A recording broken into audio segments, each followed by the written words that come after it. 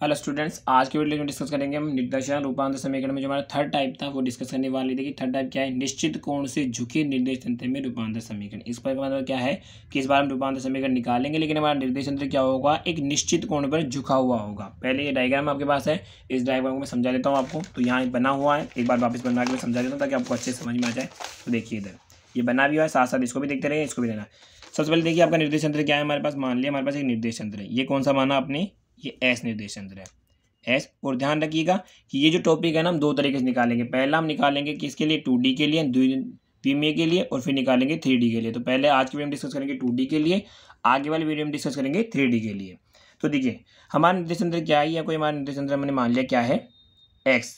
ऐसा हमारा निर्देश तंत्र जिसका ये एक्स कंपोनेंट, ये वाई घटक, वाई डायरेक्शन और जेड डायरेक्शन होगी, ठीक है ना। अब हमारा दूसरा निर्देश तंत्र जो होगा वो क्या होगा, निश्चित कोण पर झुका होगा। मान लीजिए जो दूसरा निर्देश तंत्र है वो क्या है, थीटा कोण पर झुका हुआ है। तो उसे बनाते हैं, उसे कैसे बनाओगे कि इससे थीटा एंगल बनाता हो, अपनी मर्जी से बना लेना थीटा। तो थीटा इधर से भी कर देना, ये हो गया थीटा एंगल झुका हुआ। इसे आपने नाम क्या दे दिया, एस डैश। इसके लिए देखो एक्स के साथ तो ये एक्स डैश एक्स हो जाएगा, एक्स डैश मान लो, और ये वाई क्या है तो वाई डैश, और जेड और डैश डैश क्या है बराबर रहेंगे, तभी क्या आएगा 2D के अंदर आएगा। देखो यहाँ तक समझे में आएगा नहीं है, मैं समझाता हूँ इसमें कि ये जो है ना आपके वाई एक्स, इधर आ रहा वाई एक्स और जेड, ये तो आ गया आपका एस। और ये क्या है जो रेड पेन से लिखा हुआ है, वाई डैश एक्स डैश और जेड डैश, ये किसको रिप्रेजेंट कर रहा है, एस डैश को। ये जो रेड पेन से लिखे हैं वो सारे एस डैश के लिए होंगे, और जो ब्लू पेन से लिखे वो सारे सारे क्या है, इसके लिए होंगे। अब देखिए यहाँ समझिए, अब हमारे पास कोई पार्टिकल क्या है, पी है। जैसे ये कोई पार्टिकल दिख रहा है आपको यहाँ पी। अब पी से घटकों में पढ़ा होगा ना आपने कि घटकों में विभाजित करते हैं। तो पी से एक तो लंब हमने डाला यहाँ पे, और एक लंब कहाँ डाला, यहाँ पे डाला। नहीं समझ में आ रहा तो यहाँ देखिए, एक लंब तो हमने डाला किसके ऊपर, इस एक्स एक्स के ऊपर, यानी S dash S sorry S निर्देश तंत्र उसके ऊपर डाला। ऐसे एक लंब कहाँ डाल दिया, इसके ऊपर। और पी पर जो पॉइंट है उसके निर्देशांक हमने क्या मान लिया, एक्स वाई। ये पी बिंदु के निर्देशांक है एक्स वाई, किस निर्देश तंत्र में, हमारे पास एस निर्देश तंत्र में। ध्यान समझना, ठीक है ना। तो देखिए आपको बताइए, ये एक्स एक्स है तो ये डिस्टेंस अगर एक्स होगी तो ये भी क्या हो जाएगी, एक्स, क्योंकि दोनों लाइनें क्या होती है, पैरेलल लाइन है तो बराबर हो जाएगी। ऐसे ये डिस्टेंस क्या है, वाई, तो ये कितनी हो जाएगी, वाई। यहाँ तक बात समझ में आई। डायग्राम में समझ लीजिए एक बार कि यहाँ से देखिए आपने डॉट डेट डैश करके डाल रखा ना, ये लंब डाला तो ये तो हो गई वाई, यहाँ से यहाँ तक की डिस्टेंस। ऐसे एक लंब आपने यहाँ डाला तो ये डिस्टेंस हो गई एक्स, और ये भी क्या हो जाएगी हमारे पास, एक्स हो जाएगी। जैसे आपने इसमें डाला वैसे ही क्या करें, घटकों में विभाजन किसको करेंगे अपन, इस बिंदु को नाम दे दिया मैंने डायग्राम में ए, इसको नाम दे दिया हमने बी। यहाँ देखो ए एंड बी दे रखा है, ठीक है। जैसे आपने, ये तो आ गया आपका एस निर्देश तंत्र की बात। ऐसे ही क्या होगा, एस डैश निर्देश तंत्र में भी होगा। तो एस डैश निर्देश तंत्र में हमने क्या मान लिया, पी के जो निर्देशांक है वो कितने मान लिए भैया, एक्स डैश वाई डैश मान लिए। निर्देशांक भी अलग अलग होंगे दोनों में, ठीक है। अब जैसे यहाँ पे लंब डाला था एक्स के ऊपर, वैसे यहाँ डालेंगे। तो यहाँ पे एक लंब डाल दिया, किसके ऊपर, यहाँ पे एक लंब डाल दिया, ये आ गया। इस पॉइंट को नाम दे दिया सी, देखो यहाँ भी दे रखा है इसके।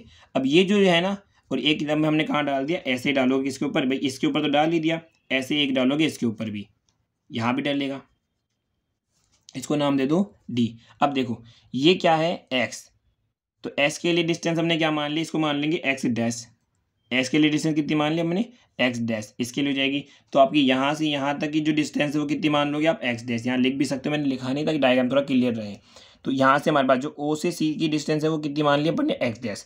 ऐसे ही आपने जब ये वाला डाला तो ये एक्स डैश है, तो ये इसके पैरेलल है, तो ये भी कितनी हो जाएगी, एक्स डैश हो जाएगी। ऐसे देखो पी सी, ये है ना, ये डिग्री, ये क्या हो जाएगी भाई, किस एक्स क्या है, ये कौन सा एक्स है, वाई डैश। तो ये वाई डैश है, तो ये भी कितनी हो जाएगी, वाई डैश हो जाएगी, ठीक है। उसके बाद देखिए अब हमने क्या करा, ये तो हमारा डायग्राम बन गया। देखिए यहाँ पे मैंने ये कर रखा है कि ये वाई डैश, तो ये वाली वाई डैश, तो ये वाली वाई डैश हो जाएगी। ऐसे ही ये वाली यहाँ से यहाँ तक ये x x x dash x है, तो ये एक्स डैश होगी, तो ये भी कौन सी हो जाएगी हमारे पास, एक्स डैश हो जाएगी। डायग्राम को बखूबी ध्यान समझना है, सारा खेल डायग्राम को, कुछ भी नहीं है। उसके बाद देखिए इसको सोल्व करने के लिए हमने अपनी मर्जी से क्या करा, एक एंगल थीटा बनाता हूँ, यहाँ से इस बिंदु ए से इस डी पी पर एक लंब डाल दिया। कहाँ से डाला, बिंदु ए से लंब डाला, यहाँ पे ऊपर लंब डाल दिया, ठीक है ना। तो ये पॉइंट हमें मिला एफ, और ये यहाँ इसको भी काट रही है, तो इस पॉइंट को नाम दे दिया अपन ने क्या, ई दे दिया। ये देखिए यहाँ से हमने क्या डाला, लंब डाला, तो ये वाला कितना हो गया, एफ, लंब डाला। और देखिए ये एंगल हमारे पास हो जाएगा थीटा, तो ये एंगल भी हमारे पास क्या हो जाएगा, थीटा हो जाएगा, ठीक है। अभी डायग्राम समझ में आ गया होगा कि ये एंगल थीटा, ये एंगल थीटा ही है, ये डायग्राम में बता दिया हमने। अब देखिए हम इसको शुरू करते हैं। पहले डायग्राम में आपको डायग्राम ध्यान से बनाना, एग्जाम में सबसे इंपॉर्टेंट है डायग्राम। मैंने डायग्राम में समझाने की कोशिश भी की है, अगर नहीं समझ में आया तो एक बार वापस वीडियो को रिवाइंड करके देखिए, फिर आगे बढ़ते हैं। अब देखिए जो हमने डायग्राम में मेंशन किया उसमें कुछ इंपॉर्टेंट बातें हम यहाँ पे लिख देते हैं, और बाकी धीरे धीरे समझ में आ जाएगा, टेंशन ना लो। माना निर्देश तंत्र एस व एस डैश में बिंदु पी के निर्देशांक क्रमशः एक्स वाई तथा एक्स डैश वाई डैश है तथा जेड बराबर जेड डैश बराबर जेड है। इस लाइन में समझाता हूँ कि एस निर्देश तंत्र में जो पार्टिकल पी है उसके निर्देशांक तो आपने क्या माने एक्स कोमा वाई ये लिख दिए तथा एस डैश मतलब ये वाला जो डैश है इस निर्देशन में जो पार्टिकल मान पी है उसके निर्देशांक क्या मान लिया एक्स डैश वाई डैश लिख दिए तथा हमने मान लिया जेड और जेड डैश क्या है बराबर ही है, तो जेड और जेड डैश को बराबर दिखा रखा है, कोई थीटा कोण से अलग नहीं दिखा रखा। उसके बाद देखिए उसके बाद हमने क्या किया, बिंदु ए से रेखा पी डी पर एक लंब ए एफ डाला गया है। बिंदु ए से रेखा पी और डी ये रही, इस पर एक लंब डाला जिसका नाम क्या दे दिया ए एफ, मतलब ये एंगल 90 का होगा और ये भी था तो ये एंगल 90 दे दिया, तो ये पॉइंट एफ मिला, इस पॉइंट को हमने कट किया तो नाम क्या दे दिया ई दे दिया। ठीक है, अब देखिए अब हम थोड़ा सा आगे बढ़ाते हैं इसको चित्र से। एक्स जो हमारे पास स्मॉल एक्स आएगा वो क्या क्या आ रहा है बी पी बराबर ओ ए, देखो ओ ए ये हमारे पास ओ है, एक्स एक्स है तो ये क्या हो गई एक्स, तो इसके पैरेलल कौन सी लाइन होगी ये रही बी पी, जो इस बारे में देखना एस निर्देशन ये वाला निर्देशन, इसमें देखो कि ओ ए के पैरेलल क्या हो जाएगा बी पी, तो ये हमारे पास क्या है एक्स, तो ये भी हमारे पास कितनी होगी एक्स, ये हमने समझा दिया था आपको, तो हमने लिखा बी पी बराबर ओ ए कितना है एक्स। इसी प्रकार देखिए इसे भूल जाइए, भी ये एस डैश नहीं है हमारे पास, इसको भूल जाइए, इसको देखिए ब्लू पेन वाले को, इस तरह कहते ओ बी, ये क्या है वाई एक्स को रिप्रेजेंट करेगा, तो वाई एक्स के पैरेलल लाइन कौन सी जा रही है ये वाली, कौन सी पी ए, दोनों क्या हो जाएंगे वाई, तो हम ये लिखाएंगे वाई इज इक्वल टू क्या हो जाएगा ए पी, यानी ए से पी और किसके बराबर आ गया ओ बी, ओ से बी, ये हमारे पास क्या होगी वाई होगी। ये चित्र समझ में आ रहा है। अब देखिए ऐसे क्या निकालोगे एक्स डैश, अब जब आप एक्स डैश वाई डैश की बात करोगे तो आप इस निर्देशन को भूल जाओ, किसको याद रखोगे एस डैश वाले को। देखो क्या है एस डैश में ये तो हो गया वाई, ये हो गया एक्स और ये हो गया जेड। अब एक्स की बात करते हैं, ओ से सी, या तो ओ से सी ले लो या फिर क्या ले लो डी से पी, यानी ओ से सी यहाँ से यहाँ तक, इसके सामने कौन जा रहा है ये रहा डी से पी, यानी ओ से सी और पी से डी दोनों किसके होंगे एक्स डैश के बराबर होंगे या नहीं होंगे, तो एक्स डैश कितना आ गया डी पी बराबर ओ सी आ गया। ऐसे देखो सी पी बराबर ओ डी हो जाएगा, कैसे देखो सी से पी, अगर नहीं समझा समझो सी से पी है, इसके सामने चलो भाई सी के सामने क्या है ओ और पी से पॉइंट कहाँ तक जा रहा है डी तक, ये रहा, यानी पी से सी बराबर होगा ओ डी और ये कितना होगा वाई डैश, तो ये भी कितना हो जाएगा वाई डैश हो जाएगा, यानी वाई डैश बराबर क्या आ जाएगा सी पी बराबर ओ डी। यहाँ तक समझ में आया। अब देखिए हमारे पास आगे क्या है, थोड़ा ट्राई करते हैं, डेरिवेशन थोड़ी सी हार्ड है मैं भी जानता हूँ क्योंकि अच्छी डेरिवेशन है, तो अच्छी डेरिवेशन अधिकतर हार्ड ही होती है बच्चों। अब देखिए आगे हम बढ़ते हैं। अब हमने अभी देखा समीकरण नंबर 1 से, अगर आपको बताइए कि एक्स डैश को आप क्या लिख सकते हो, आपने अभी देखा क्या एक्स डैश को हम लिख सकते हैं यहाँ पे डी बी बराबर ओ सी लिख सकते हैं। ठीक है, हमें निकालना है क्या है विस्थापन निकालना था, पहले तो हम सीधा सीधा आर निकाल लेते, इस बार हम क्या निकालेंगे एक बार एक्स और एक बार वाई, क्योंकि आर नहीं है पार्टिकल, क्योंकि हमें यहाँ आर वेक्टर नहीं दे रखा है, पार्टिकल के निर्देशांक दे रखे हैं क्या एक्स और वाई, तो हम क्या निकालेंगे एक्स और वाई निकालेंगे, जैसे वहाँ आर डैश निकाल देते हैं यहाँ क्या निकालेंगे एक्स डैश वाई डैश निकालेंगे। ठीक है, तो वही निकाल रहे हैं, तो देखिए एक्स डैश क्या है हमारे पास डी पी बराबर ओ सी हमें दे रखा है। अब एक्स डैश हमारे पास क्या था डी पी बराबर ओ सी दे रखा था, या ओ सी बराबर डी पी लिख लो, बात तो बराबर ही है। अब देखिए ओ सी है, इसको रहने दिया डी पी, दोनों में से एक ले सकते हैं, हमने क्या ले लिया डी पी। अब डी पी को देखिए आप ढंग से, कहाँ है डी पी, डायग्राम पे ध्यान रखना बस, D P sorry D P चाहिए ना, सही है डी से पी हमारे पास यहाँ है। क्या ये डी से पी को हम ऐसा नहीं लिख सकते कि अगर मैं डी से एफ तक जाऊँ और एफ से पी तक जाऊँ और दोनों को जोड़ दो तो डी पी बन जाएगा, नहीं बन जाएगा, यानी कि डी पी को आप लिख सकते हो क्या डी टू एफ और एफ टू पी, तो हमने लिखा D F plus F P लिख सकते हैं। अब देखिए आपने D F plus F P लिखा और यहाँ से देखिए डी एफ ओ ई के बराबर है, कैसे हैं देखिए डी एफ जो होगा वो ओ ई के बराबर होगा, क्यों होगा दे बताऊँ, यहाँ से देखिए ये हमने यहाँ से क्या डाला लंब डाला, ये लंब डाला हुआ है पॉइंट बी से, तो ये एंगल कितना है 90 डिग्री, ऐसे ही हमने यहाँ लंब डाला तो ये एंगल 90 डिग्री हो गया और ये एंगल भी कितना हो गया 90 डिग्री। इधर बात करते हैं ये पूरा एंगल यहाँ से यहाँ तक 90 डिग्री का होगा, क्योंकि देखो हम जानते हैं क्या कि ये पूरा एंगल कितना का होता है 90 का होता है। अब आपने से थीटा ऊपर उठाया यहाँ से, तो यहाँ से थीटा जुड़ भी तो गया, तो 90 वही बराबर हो गया कितना हो गया यहाँ से यहाँ तक कितना हो जाएगा भाई, जितना उठाया उतना ही ऊपर वहाँ जुड़ भी दिया भाई, समझ में नहीं आया। देखो ये पूरा कितना होता है 90, तो यहाँ अगर इतनी सी बात करें तो 90 में से थीटा माइनस कर दो, ये कितना बचेगा 90 माइनस थीटा, ये एंगल कितना बचा आपका, समझा देता हूँ यहाँ पे कि थीटा कितना, देखो हमें पता है कि ये पूरा एंगल कितना होता है, ये पूरा एंगल होता है 90। ठीक है, इसमें से आपने थीटा कम कर दिया तो ये इतना सा एंगल कितना बचेगा, ये इतना सा डार्क है जो ये बचेगा 90 माइनस थीटा। अब मैं बात कर रहा हूँ आपको ये वाला एंगल यहाँ से और यहाँ तक ये एंगल बात कर रहा हूँ, तो ये तो हो गया 90 माइनस थीटा इतना सा, तो और ये कितना आ गया प्लस थीटा, कैंसिल किया तो कितना बचा, यानी पूरा एंगल कितने का आ गया 90। अब देखो ये एंगल 90, ये एंगल 90, ये भी एंगल लंब से 90 और ये भी एंगल 90 हो गया, तो ये क्या हो गया, स्क्वायर हो गया। और स्क्वायर हो गया तो हम जानते हैं कि चारों साइड क्या होती है, आपस में बराबर होती है या नहीं होती है, हो जाएगा हमारे पास। इसीलिए देखिए यहाँ पे हम डी एफ बराबर ओ ई लिख सकते हैं। तो डी एफ की जगह मैंने क्या लिख दिया, ओ ई, और हमारे पास क्या आ गया, एफ पी। अब देखिए हम क्या करेंगे, हम ओ ई और एफ पी की वैल्यू निकालेंगे। समझना वापस से एक बार वापस। अब ओ ई के लिए हम क्या करें, इन ट्राइंगल ओ ई ए, कहाँ है, ये रहा ओ, ये रहा ई, ये रहा ए। समझ में आ गया ट्राइंगल कहाँ मिल रहा है, ओ ई ए। अब देखो ध्यान से, थोड़ी मैथ है, यहाँ हम क्या निकालेंगे, देखो कोस थीटा निकालेंगे। कोस थीटा बराबर क्या होता है, हम जानते हैं कोस थीटा बराबर होता है आधार बट्टे कर्ण। अब ये क्या है, 90 डिग्री। 90 डिग्री के सामने वाला हमेशा क्या कहलाएगा, कर्ण। तो कर्ण क्या हो गया हमारे पास, ओ ए, ये तो बताइए। और थीटा के सामने वाला क्या कहलाता है, लंब। तो बचा जो क्या हो गया, आधार। आधार कितना आ गया आपके पास, ओ ई, और ये क्या आ गया, कोस थीटा। हमें क्या निकालना है, हमें निकालना है ओ ई। तो ओ ई बराबर आ जाएगा ओ ए कोस थीटा। और ओ ए, ओ से ए, जैसे ओ से ए आपने पढ़ा था ना इक्वेशन नंबर 1 से, क्या है ओ ए। ओ ए इक्वेशन नंबर 1 में जाके देखना आप, ओ ए क्या होगा, ओ ए हमारे पास, मैं दिखा देता हूँ यहाँ पे कि ओ ए क्या है हमारे पास, एक्स है। तो ओ ए की जगह क्या आ जाएगा, ओ ई बराबर हमारे पास आ जाएगा एक्स कोस थीटा। आया नहीं आया, ऐसे देखो यहाँ से सेम जो मैंने डेरिवेशन करी है यहाँ पे, ये का ये सेम यहाँ O A equals to X cos theta आ जाए। इसको दे दो क्वेश्चन नंबर 4। ऐसे हम एक बार किसकी वैल्यू निकालेंगे, एफ पी। अब देखिए एफ पी की वैल्यू कहाँ निकालोगे, एफ पी के लिए आपको चाहिए ट्राइंगल ए एफ पी। ए से गए कहाँ, एफ, एफ से कहाँ गए पी, यानी हमें ये ट्राइंगल चाहिए, ए एफ और पी, ये वाला ट्राइंगल। इसमें निकालना हमें ओ ए। तो इसके लिए हम क्या निकालेंगे, साइन थीटा। मैं यहाँ कर देता हूँ, थोड़ा समझ में आया।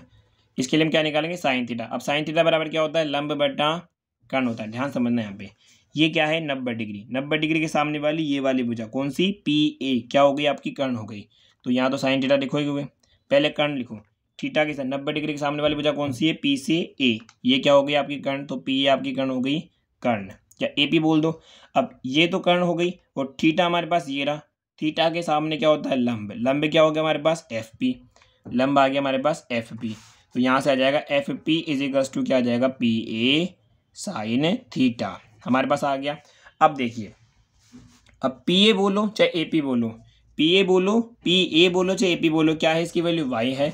तो यहाँ से आ जाएगा F P Y sine theta. अब जो मैंने यहाँ करा है वही सेम यहाँ भी है। देखिए एफ पी ए, तो यहाँ से क्रॉस मल्टीप्लाई किया, वही है वाई साइन थीटा, यानी इक्वेशन नंबर 4 और इक्वेशन नंबर 5। अब हम क्या करेंगे, यहाँ से हमारे पास ओ ई की वैल्यू आ गई, यहाँ से हमारे पास एफ पी की वैल्यू आ गई। इन दोनों वैल्यू को उठा कहाँ लेके जाओगे आप, इक्वेशन नंबर 3 में। तो एक्स डे से हमारे पास क्या प्राप्त होगा, तो देखिए समीकरण 4 व 5 से मान समीकरण 3 में रखने पर जैसे आप रखोगे, तो एक्स डे बराबर, भाई ओ ई की तो वैल्यू कितनी थी, एक्स कोस थीटा, तो आ गई एक्स कोस थीटा। ऐसे एफ पी की वैल्यू कितनी थी, वाई साइन थीटा, तो आ गया Y sine theta, equation number 6। और ये हमारे पास किसकी वैल्यू आई है अभी, एक्स डैश की। ऐसे ही हम किसकी वैल्यू निकालेंगे, वाई डैश की निकालेंगे। तो चलो हो जाओ तैयार साथियों निकालने के लिए। वापस डायग्राम की तरफ रुख करते हैं। उससे पहले हम देखिए वाई डैश को आप क्या लिख सकते हो, C P equals to O D. Equation number 2 से वाई डैश को आप लिख सकते हो, तो मैंने ऐसे लिख लिया, C P equals to O D. अब देखिए C P equals to O D तो लिख लिया, लेकिन O D equals to E F भी लिख सकते हैं हम। कैसे, वापस आ जाइए यहाँ पे डायग्राम में देखिए, O D equals to E F होगा। मैंने बताया था 90 डिग्री सभी स्क्वायर बन गए, तो ये इसकी कोई सी साइड ले सकते हो। तो हमें चाहिए आपसे ओ डी इजिकल्स टू क्या जाएगा, ई एफ। तो यहाँ से हम लिख सकते हैं क्या, ओ डी इजिकल्स टू लिख दिया आपने ई एफ। अब देखिए ई एफ को अब हम ढूंढते, पहले ई एफ क्या है भैया हमारे पास, ई और एफ ये रही। क्या ई एफ को हम ऐसे नहीं ले सकती, पूरी ए एफ में से माइनस कर दो ए ई को। भाई कंप्लीट क्या है, ए एफ, उसमें से इतना सा हिस्सा ए ई माइनस कर दो तो बचा ना ई एफ, वैसे लिख रहे हैं। तो देखिए यहाँ पे हमने वाई डैश क्या लगा, ई एफ को क्या लेगा, ए एफ, यानी डायग्राम में देखिए ए एफ, इस पूरे में से माइनस क्या कर दिया, ए ई को, बचा क्या ई एफ, लिख दिया इस तरीके से। ओके, अब वाई वापस हम क्या करेंगे, हम ए एफ की वैल्यू निकालेंगे और किसकी निकालेंगे, ए ई की वैल्यू निकालेंगे। अब देखो ए एफ की वैल्यू निकालने के लिए क्या लिख रहे हैं अपन, ट्राइंगल ए एफ पी। अब ट्राइंगल देखिए पहले सिखा दूँ, ए एफ पी वही ट्राइंगल है, किसकी निकालना है, ए एफ की निकालना है ना, ए एफ की, सॉरी ये एफ है, ध्यान रखना। तो वही कोस थीटा, कोस थीटा बराबर क्या होता है हमारे पास, आधार बटा कर्ण। तो आधार क्या है, पहले कर्ण मैं निकाल के दिखाई देता हूँ यहाँ पे। तो हम क्या निकालेंगे, कोस थीटा बराबर क्या होता है, आधार बटा कर्ण हमारे पास होता है, ठीक है। तो कोस थीटा किस ट्राइंगल में बात कर रहे हैं, ए एफ पी में। आ जाओ इधर, ए एफ पी 90 डिग्री के सामने वाली भुजा क्या कहलाएगी, कर्ण। तो कर्ण क्या आ गया, AP, ओके। और आधार चाहिए, थीटा के सामने वाले जो लंब हो गई, और ये क्या आ जाएगा आधार, आधार क्या है AF, तो यहाँ से आ जाएगा AF बराबर AP cross multiply cos theta, और AP अभी देखो यहाँ से AP क्या है हमारे पास Y, तो यहाँ आ जाएगा AF बराबर क्या आ जाएगा Y कोस थीटा। हमारे पास किसकी वैल्यू आ गई AF की, और देखो यहाँ भी AF की वैल्यू कितनी आ रही है Y cos theta. Same calculation है जो मैंने की उसी तरीके से कर सकते हो आप, बिल्कुल। तो देखिए ये हमने नाम दे दी पहले आ गई 7, इसको नाम दे दिया इक्वेशन नंबर 8। ऐसे आप किसकी वैल्यू निकालोगे ए की वैल्यू निकालने कौन सा ट्राइंगल लेंगे हम देख लेते एक बार। देखो यहाँ में लेना है ट्राइंगल OEA, कौन सा ट्राइंगल लेना है ये ध्यान रखना, मैं निकाल बताता हूँ कैसे निकलेंगी। पेज भी नहीं रहा, थोड़ा सा देखते हैं, एडजस्ट करते हैं। इन ट्राइंगल ट्राइंगल OEA, देखिए स्टूडेंट हमें क्या निकालना है, अब हमें निकालना है AE की वैल्यू, ये दिख रहा है आपको, यहाँ पे AE की वैल्यू निकालना है। इसके लिए कौन सा ट्राइंगल ले रहे हैं अपन OEA, और लेंगे क्या साइन थीटा, क्योंकि देखिए O कहाँ गया रे OEA, ठीक है OEA निकाल। साइन थीटा बराबर क्या होता है लंब बटा कर्ण। अगर आपको ये पता नहीं लग रहा साइन ले रहे कोस ले रहे, अगर आपकी डाउट है कि साइन और कोस क्यों ले रहे, तो मैं बता दूं आपको, ये क्लास 10th में चैप्टर चलता है त्रिकोणमिति के अनुप्रयोग, वहाँ से हम इसका पता लगाते हैं, ठीक है। तो अभी हम फिलहाल वो डिस्कस नहीं करें, तो चैप्टर हमारा लेक्चर बहुत लंबा हो जाएगा, इसलिए हम यही कर रहे हैं। तो sine theta is equal to क्या होता है लंब बटा कर्ण। तो देखिए थीटा के सामने वाली भुजा क्या कहलाएगी लंब, लंब क्या हो गया हमारे पास AE, ओके। और 90 डिग्री के सामने वाली भुजा क्या कहलाती है कर्ण, कर्ण क्या हो गया हमारे पास OA। हमें निकालने की आती है AE, तो AE को लेके आएंगे इधर, ये आ जाएगा AE बराबर OA साइन थीटा। और OA की वैल्यू क्या है, यहाँ से देखो OA क्या है हमारे पास X है, तो OA की जगह हम लिख सकते हैं X, तो AE बराबर आ जाएगा X साइन थीटा। और इसे दे दो इक्वेशन नंबर 9। देखो अब क्या करेंगे मैं समझा देता हूँ आपको कि इक्वेशन नंबर 8 और इक्वेशन नंबर 9 से वैल्यू उठा कहाँ रखोगे इक्वेशन नंबर 7 में रखोगे। अब एक बार देखते हैं आगे। देखो हमने यहाँ इस ट्राइंगल से वैल्यू निकाली सेम इसी तरीके से, और क्या आई थी AE कोस साइन थीटा आ गई, सॉरी AE बराबर क्या आया था X साइन थीटा आया था। इसी तरीके इक्वेशन नंबर 9। अब हमने समीकरण 9 व 8 से मान कहाँ रखा समीकरण नंबर 7 में। समीकरण 7 क्या था Y बराबर शायद AF माइनस AE कोस, ऐसा ही था, आप देख लेना। तो Y dash is equal to क्या आ जाएगा Y cos theta minus X sine theta, ये आ गया इक्वेशन नंबर 10। और समीकरण नंबर 6 और 10 से यही हमें निकालना था X dash is equal to Y dash, sorry X dash और Y डैश की वैल्यू किस तरीके से चेंज हो रही है वो हमने निकाल लिया।